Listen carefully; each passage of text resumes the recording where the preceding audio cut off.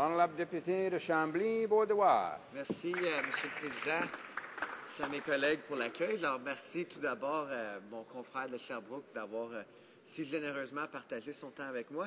Et je veux aussi surtout remercier la députée de la Pointe-de-l'Île qui a fait un travail extraordinaire sur un dossier qui, avouons-le, Monsieur le Président, n'est pas le dossier le plus excitant auquel on peut faire face dans un Parlement, soit celui du dossier des textes réglementaires, mais qui est quand même une pierre angulaire de la démocratie. Après tout, oui, il y a la législation, les lois sur lesquelles on vote, mais ce qu'on oublie parfois, c'est que ces lois-là affectent toutes sortes de textes réglementaires, souvent qui viennent de tiers partis ou de d'autres pays, quand on pense par exemple aux accords de libre-échange, entre autres.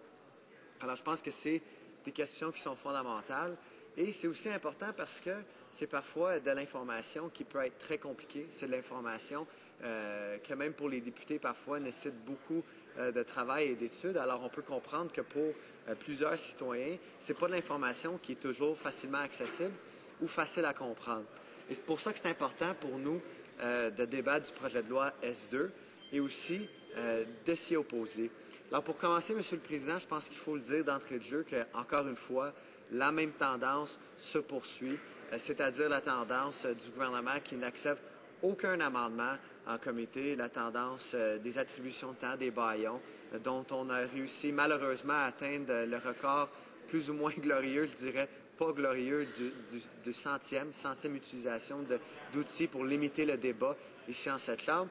Et quand on regarde le projet de loi S2, c'est encore plus problématique parce qu'encore une fois, c'est le genre de projet de loi qui on oserait croire, serait un dossier sur lequel on pourrait essayer de trouver un terrain d'entente.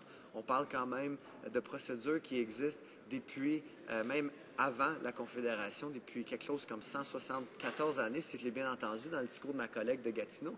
Et on apporte des changements quand même très importants. On n'est pas capable de trouver un terrain d'entente ou d'entendre des amendements pour pouvoir avoir l'appui des partis d'opposition. C'est quelque chose qui est très regrettable, mais aussi quelque chose qui est de plus en plus fréquent. En fait, bon, on arrive à la fin du 48e législature et ça a été la tendance du début jusqu'à la fin. Et malheureusement, on ne pouvait pas s'attendre à d'autres choses de ce gouvernement. Mais parlons de la substance du projet de loi, Monsieur le Président. La question ici, c'est vraiment de quelle façon on incorpore les textes réglementaires. Et je pense qu'on a entendu dans les discours des députés conservateurs, des deux secrétaires parlementaires de la Justice et du président du Conseil du Trésor, qui ont expliqué un peu la motivation du gouvernement à vouloir faciliter la référence de textes réglementaires. Et une des questions, bien sûr, c'est une question qui revient tout le temps, c'est surtout la facilité des transactions commerciales qui semble être au cœur des efforts du gouvernement. On a beaucoup entendu parler de la simplification de la réglementation et ça, oui, il y a des aspects législatifs, mais évidemment, beaucoup repose sur les textes réglementaires. Et quand on parle des textes réglementaires, on peut aussi parler de la législation dans un autre pays. Fait que, par exemple, quand on adopte un accord de libre-échange, il y a quand même des lois qui sont déjà en place dans d'autres pays qui viennent influencer de quelle façon nous, on rédige notre législation. Mais la question après devient à quel point on s'engage à suivre les changements dans la législation. Alors, par exemple, si on prend un engagement de signer un accord de libre-échange selon des dispositions, par exemple, en matière de protection des travailleurs dans un autre pays, bien, les lois des protections des travailleurs dans un autre pays pourraient changer entre-temps. Et si ces changements-là sont apportés, avec le projet de loi S2, on aurait très peu ou aucune exigence à faire le suivi et à publier dans la Gazette ces changements-là et aussi d'avoir un processus de surveillance accru parlementaire, comme par exemple le comité sur la réglementation qui existe actuellement, qui est un comité composé et des députés de la Chambre des communes et aussi des sénateurs, un comité qui rejoint les deux chambres du Parlement. Mais quand on regarde cette question-là, Monsieur le Président, on voit qu'il y a une tendance de législation mal écrite et mal ficelée qui vient que le gouvernement propose dans le but de réduire la paperasse, dans le but de faciliter différentes transactions, notamment les transactions commerciales. Et c'est un objectif que tout député en cette Chambre et tout parti partagent. C'est certain qu'on comprend que la réduction de la paperasse est importante. C'est certain que dans une ère numérique, avec l'utilisation de l'Internet, on comprend qu'il doit y avoir des améliorations et des changements qui sont apportés afin de pouvoir mieux partager cette information avec les citoyens et de pouvoir de façon plus efficace adopter certains changements à la réglementation et aux textes réglementaires.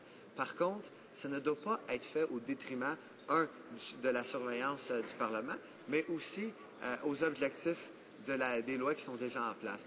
Et je me fie à un exemple passé, c'était le projet de loi sur la réduction de la paperasse, le fameux red tape qu'on appelle en anglais, des initiatives qui ont été mises de devant par le député, le ministre, pardon, du Tourisme et des petites entreprises et aussi le président du Conseil du Trésor.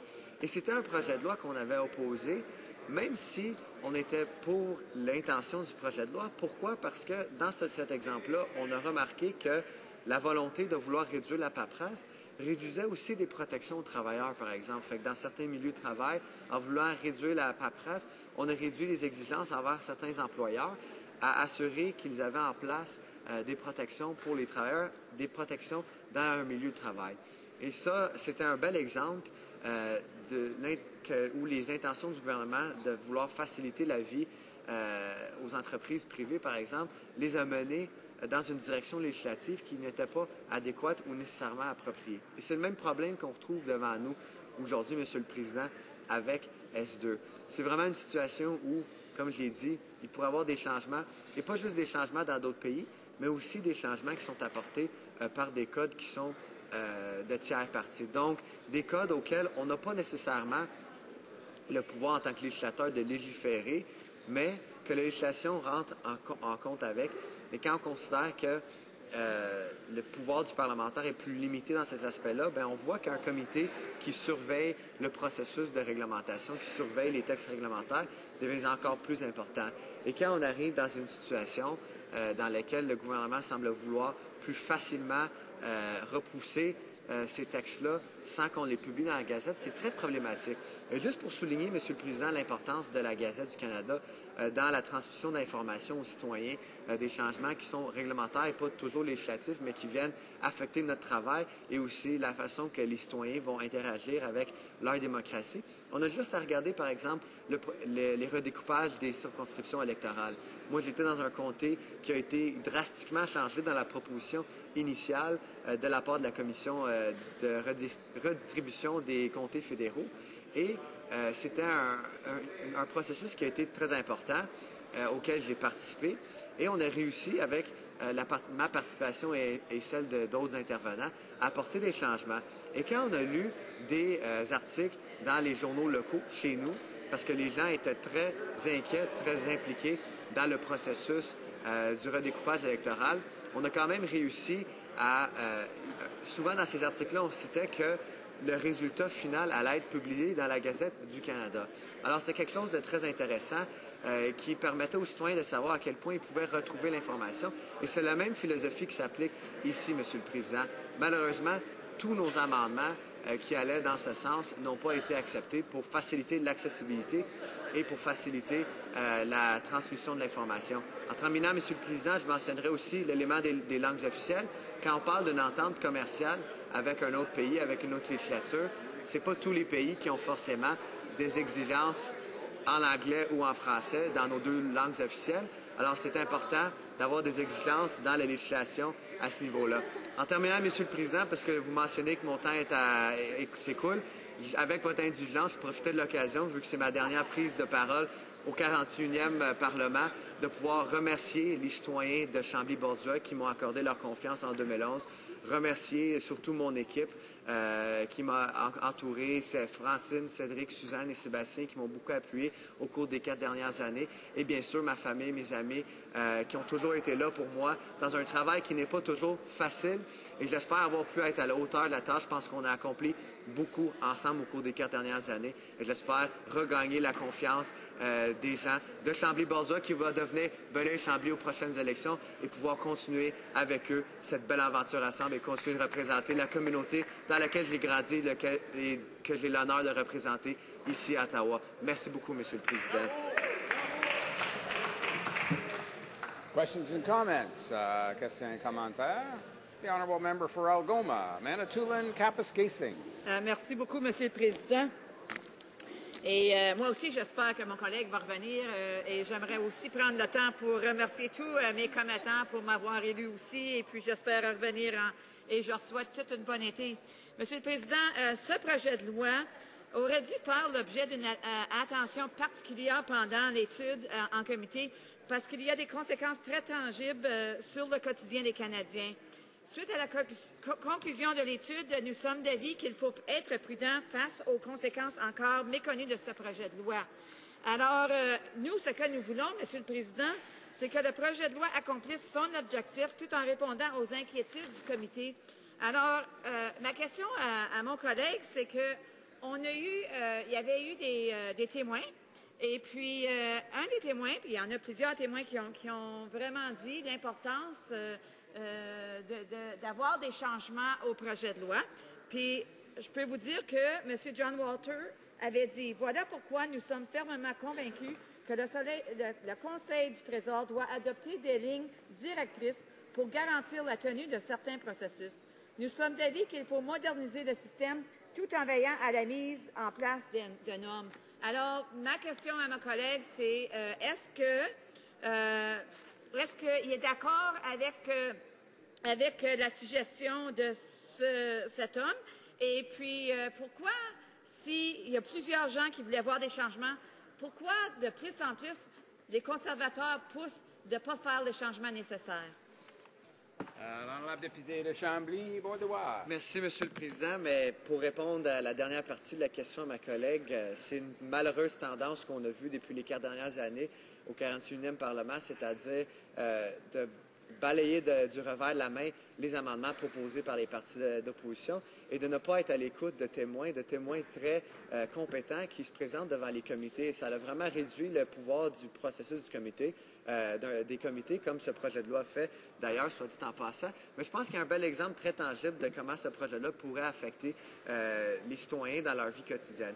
Je regarde un dossier sur lequel je travaille depuis plusieurs années, c'est le dossier des commotions cérébrales. Et dans le contexte de ce dossier, on a regardé la réglementation qui concerne la fabrication des casques de hockey, par exemple. Et ça, c'est le genre de réglementation qui est affecté par ce projet de loi, le genre de réglementation qui serait moins accessible aux citoyens si nous, en tant que législateurs, on apporte des modifications aux standards proposés par l'Association des standards du Canada. On se rendrait compte qu'il y aurait un manque d'informations et quand c'est le genre d'affaires qui peut toucher d'autres juridictions, donc la fabrication des casques pourrait peut-être se faire dans un autre pays, mais il y a des sérieuses lacunes dans le projet de loi, des lacunes que le gouvernement ne voulait pas adresser. Questions and comments. Questions et commentaires. La députée de la Pointe-de-l'Île.